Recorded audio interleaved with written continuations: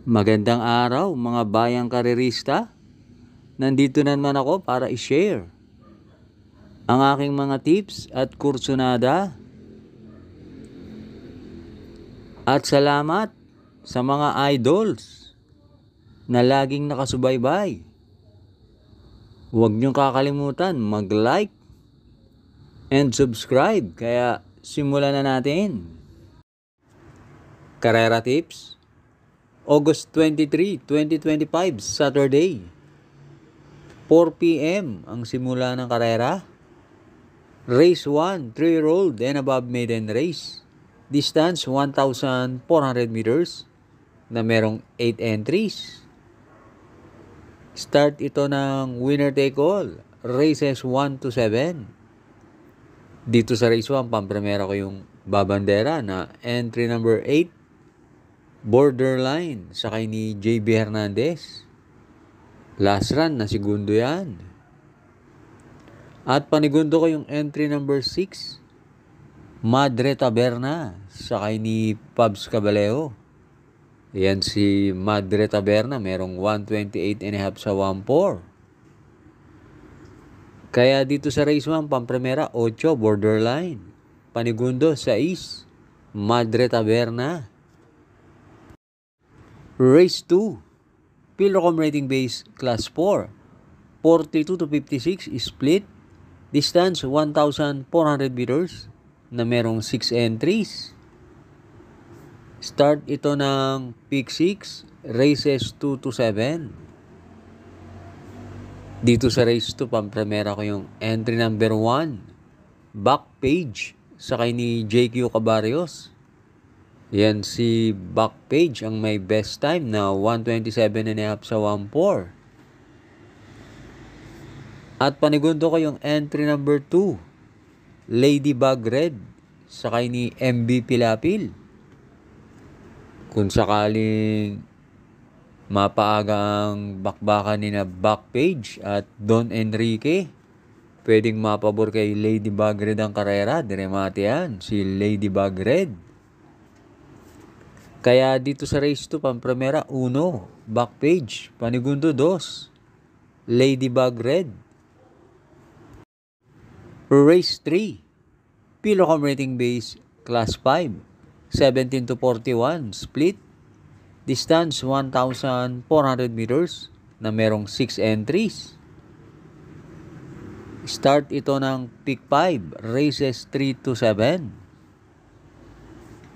Dito sa race 3, solohin ko na yung entry number 2, Malabon King sakay ni JR De Ocampo. Yan si Malabon King, merong 128 sa 1.4. At nakikita ko ang mga kalaban niya ngayon, lately hindi masyadong magaganda ang takbo. Kaya chance ng manalo ni Malabon King dito.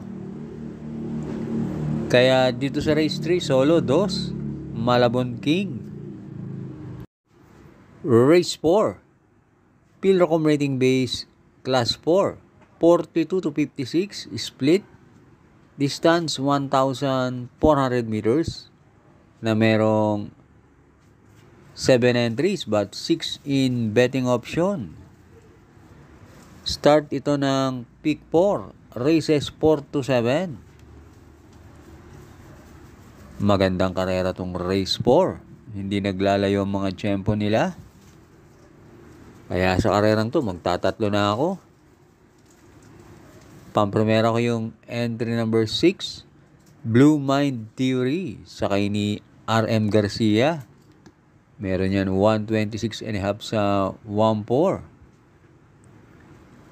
At panigundo ko yung babandera na entry number 2, Charge the Castle sakay ni Jan Alvin Guse. Yan si Charge the Castle. Pag napabayaan sa unahan yan, malaki ang panalo niyan. At pantersero ko yung couple entry na 4 and 4A sa Bawani sakay ni Pabs Caballero.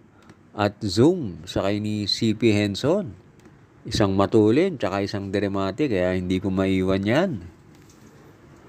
Kaya dito sa race 4, pampremera 6, Blue Mind Theory Panigundo, 2. Charge the Castle. Pantersero, 4. Sabawani. Hi nga pala sa ating mga members. Thanks for joining. Race 5 na tayo. Pilocom rating base class 5. 17 to 41 split. Distance 1,400 meters na merong 7 entries. Dito sa race 5, pampremera ko, pwedeng solohin. Entry number 4, Crown Prince, sakay ni A.R. Ramos. 2 runs ago, maganda yung panalo niyan. At meron yan 128 sa 1-4. At panigundo ko yung entry number 5, Blue Thunder, sakay ni P.O. Repe. Sa tingin ko, yan lang ang pwede magbigay ng magandang laban kay Crown Prince. At dating gumawa ng 127.8 sa 1-4 yan, si Blue Thunder. At dito sa race 5, may kursunada akong trifecta rito.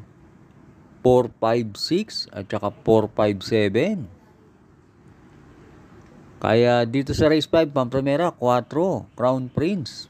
Panigundo, 5, Blue Thunder. Last double na tayo, race 6. Pilocom rating base, class 4, 42 to 56, split. Distance, 1,400 meters na merong 7 entries. Dito sa race 6, pampremera ko yung entry number 3, Buntay Shore, sakay ni JB Hernandez. Last run, maganda naman ang tinakbo niyan. Maigsi lang ang distansya. Na tersero yan nung manalo si Maybell. At panigundo ko yung entry number 1, Feel the Burn, sakay ni AP Asuncion. Lately, magaganda tinatakbo niyan. At sa karerang to, maraming matulin. Deremate yan si Feel the Burn. Kaya dito sa race 6, pampremera, 3, Buntay Shore. Panigundo, 1, Feel the Burn. Last race na tayo, race 7. Pilocom rating base, class 4, 42 to 56, split. Distance, 1,400 meters na merong 7 entries. Dito sa race 7, pampremera ko yung entry number 7, Megan Maxine, sakay ni CP Henson. Maganda ang numero ni Megan Maxine. At yan si Megan Maxine, may tulin at naisusunod din. Panigundo ko yung entry number 6, Gemma Bell, sakay ni Tope Garganta. Matulin yan si Gemma Bell. At yung kabayan yan, 3-year-old pa lang yan. Kaya pwede pang mag-improve yan sa kanyang mga tiyempo. Kaya panigundo ko yan. Kaya dito sa race 7, pampremera, 7, Megan Maxine. Panigundo, 6, Gemma Bell. Thanks for watching. Lalong-lalo na sa mga laging nakasubaybay. Good luck and happy racing sa inyo.